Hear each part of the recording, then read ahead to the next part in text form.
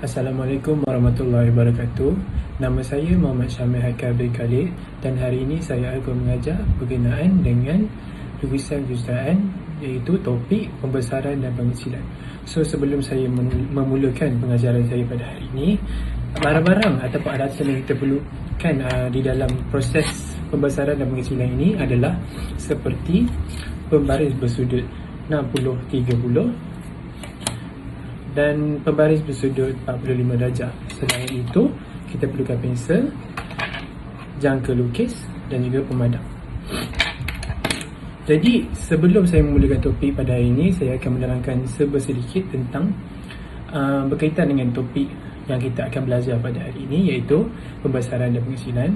Pembesaran dan pengecilan terbahagi kepada dua kaedah, iaitu pembesaran daripada sudut nisbah sisi dan pembesaran daripada sudut nisbah luas. Seperti yang anda boleh lihat di dalam contoh soalan yang terdapat pada saya punya drawing board pada hari ini, pengecilan rajah melalui nisbah sisi. So contoh yang saya akan buat hari ini adalah melalui nisbah sisi.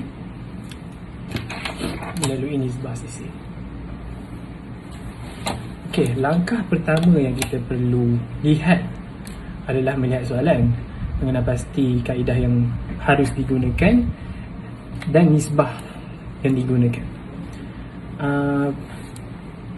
Langkah pertama yang kita harus lakukan adalah membahagi garisan A, B kepada 5 bahagian, kerana nisbah terbesar yang terdapat pada soalan adalah 5-5. So kita kena bahagi 5 bahagian.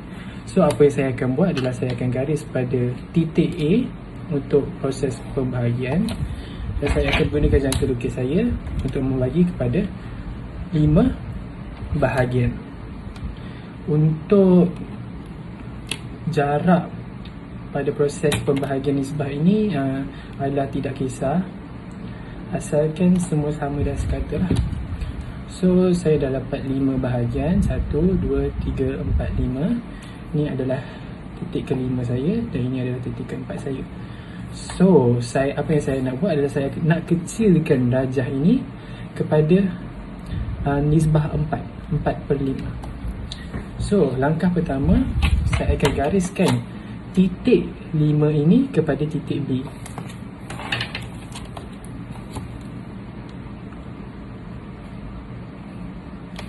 Seterusnya, saya akan selarikan garisan daripada titik 5 ke B ini kepada titik 4 agar saya dapat titik permulaan baru untuk rajah saya. So apa yang saya lakukan adalah saya gunakan pembaris, dua pembaris ini untuk mendapatkan keselarian itu. So anda boleh ikut teknik saya ataupun terpulang kepada anda untuk gunakan teknik anda.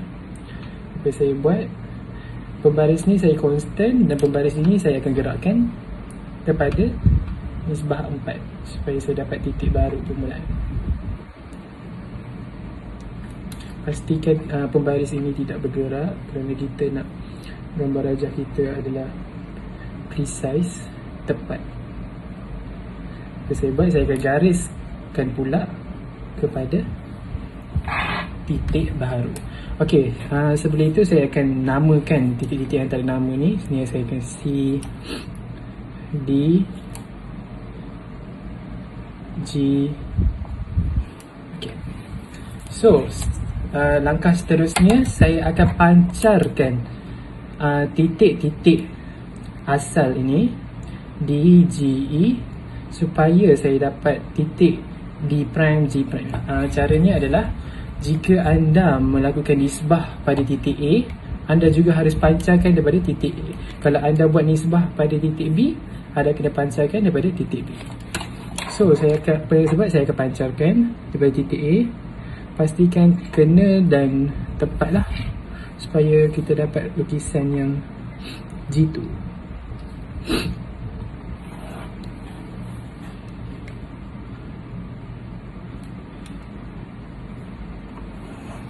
Tidak lupa juga untuk kita pancarkan pada titik bulatan, kerana bulatan pun kita nak kecilkan juga. So bulatan ni saya akan namakan Z dan juga V. Saya akan pancarkan juga pada titik tengah bulatan.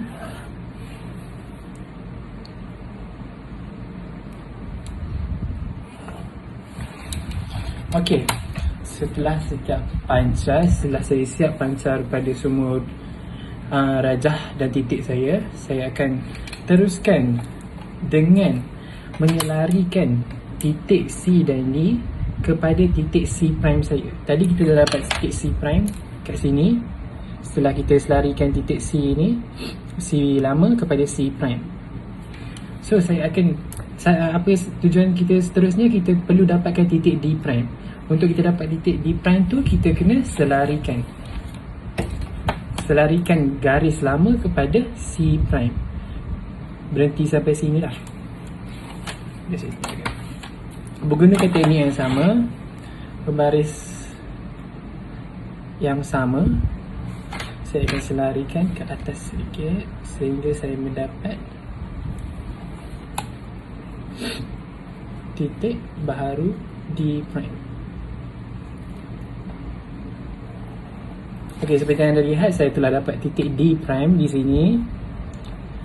Okey, langkah seterusnya kita perlu dapatkan titik ataupun jejari baru untuk bulatan ni, dua bulatan ini. Tapi kita akan dapatkan titik Z, titik tengah. Kita akan dapatkan titik Z prime dia. Okey, seperti yang kita tahu, bulatan ada jejari. So, untuk kaedah mengecilkan bulatan, kita perlu gariskan pada titik lama iaitu Z dan D untuk mendapatkan jejari lama. Kita garis dulu. Okey, langkah berikutnya kita dah ada titik garis lama iaitu garis jejari bulatan lama.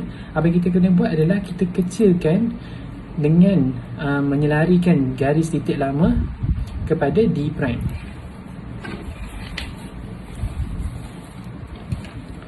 Saya juga akan menggunakan teknik yang sama, selari, pastikan kedudukan adalah betul dan selesa supaya anda dapat garis yang jitu ataupun tepat lah. Okey, seperti yang anda nampak, saya akan selarikan garis Z dan garis D kepada garis D prime baharu. Kita kena berhenti kat D prime baharu lah. Okey, saya dah dapat titik Z baharu, Z prime dan D prime. So, ini bermaksud saya telah dapat jejari bulatan yang baharu. So, apa yang saya perlu lakukan adalah saya ambil jangka lukis saya dan saya akan lukiskan bulatan yang baharu kepada titik baharu supaya saya akan dapat bulatan baharu lah.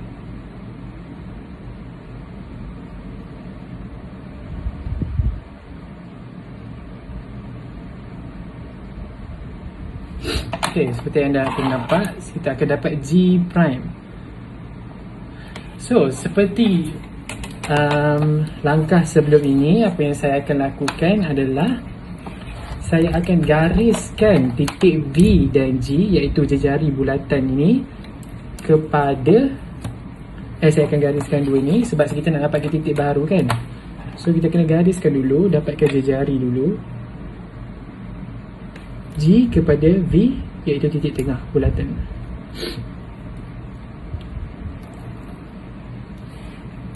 Okey, langkah berikutnya kita akan selarikan titik V dan G untuk mendapatkan V prime, iaitu pada garis pemancar inilah.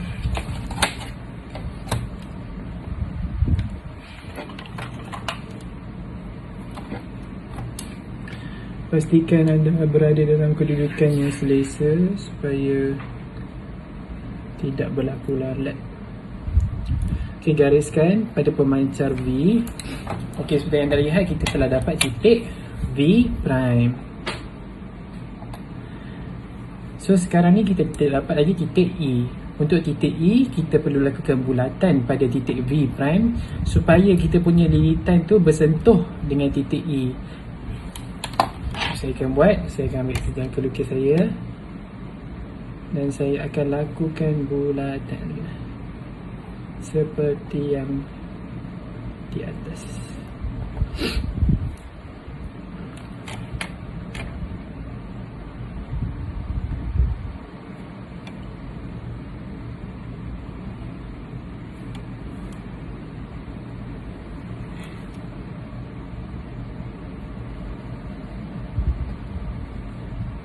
Pastikan kena pada titik G dan bersentuh pada titik E. Okey, seperti yang anda lihat, saya telah dapat titik E prime. So, langkah seterusnya, iaitu langkah terakhir adalah kita perlu gelapkan lukisan yang baharu supaya kita dapat objek yang diinginilah, iaitu 4 nisbah di proses pengecilan.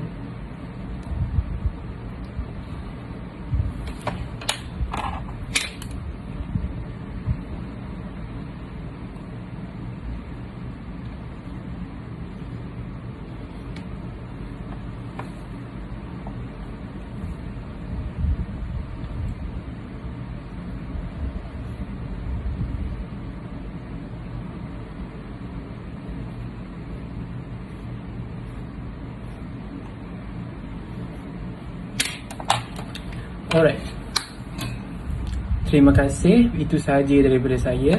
Seperti yang anda telah lihat dalam rajah ini, kita telah dapat proses pengecilan iaitu 4/5. Rajah baru ini adalah nisbah 4 dan rajah lama adalah bersudut bernisbah 5. Itu sahaja daripada saya. Sekian, terima kasih.